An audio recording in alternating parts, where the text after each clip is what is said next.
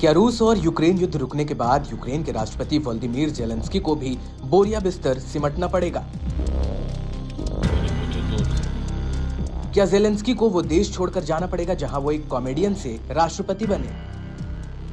ये सारे सवाल इसलिए उठ रहे हैं क्योंकि जेलेंस्की की जिद की वजह से उनकी कुर्सी खतरे में दिख रही है। सिर्फ कुर्सी ही नहीं, बल्कि अमेरिकी राष्ट्रपति डोनाल्ड ट्रंप की जुबान में समझे तो जेलेंस्की के पास फिर कोई देश नहीं बचेगा।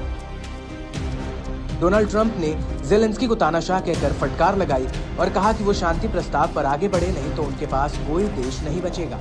But think of it, a modestly successful comedian, President Zelensky, talked the United States of America into spending $350 billion to go into a war that basically couldn't be won, that never had to start and never would have started if I was president, not even a chance, and it didn't start for 4 years. He refuses to have elections, is low in the real Ukrainian polls. I mean, how can you be high with every city is being demolished?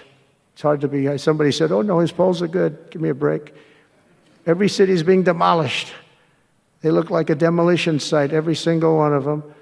And the only thing he was really good at was playing Joe Biden like a fiddle. He played him like a fiddle. That's an expression we use, Yasser, to say that he's pretty easy.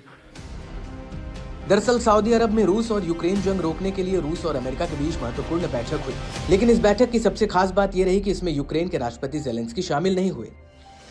अमेरिकी राष्ट्रपति Donald Trump खुद ही रूसी राष्ट्रपति Putin के साथ मिलकर युद्ध विराम का प्लान ड्राफ्ट कर रहे हैं। बस यही बात जेलेंस्की को बुरी तरह चुभ गई। इसके बाद ट्रंप और जेलेंस्की के बीच जुबानी जंग छिड़ गई। ट्रंप ने जेलेंस्की पर जोरदार हमला किया। ट्रंप ने उन्हें बिन चुनावों वाला तानाशाह बताया और ये तक कहा कि जेलेंस्की अमेरिका से $350 अरब उधार लेकर रूस से लड़ने चले हैं।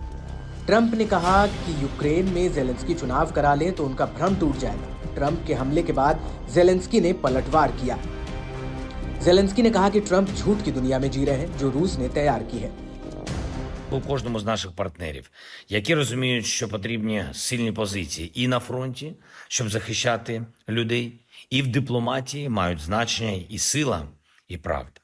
Доповіді були щодо діпстрайків по російських військових об'єктах і по інфраструктурі Росії, що обслуговує війну. На кожні 2 вкладених долари в нашу далекобійність ми отримуємо вже майже $10 російських збитків. Це потрібна динаміка. Росія повинна відчувати ціну війни, щоб дійсно хотіти миру. लेकिन अमेरिकी राष्ट्रपति ट्रंप ने जो जेलेंस्की पर हमले किए वो बहुत तीखे थे। हालांकि रूस यूक्रेन जंग रोकने को लेकर जो प्रस्ताव तैयार हो रहा है उस पर भी सवाल उठ रहे हैं। कहा जा रहा है कि डोनाल्ड ट्रंप का शांति प्रस्ताव लागू हुआ तो यूक्रेन कई हिस्सों में बंट जाएगा। डोनाल्ड ट्रंप के प्रस्तावों में रूसी राष्ट्रपति व्लादिमीर पुतिन एक विजेता की तरह उभरते दिख रहे हैं।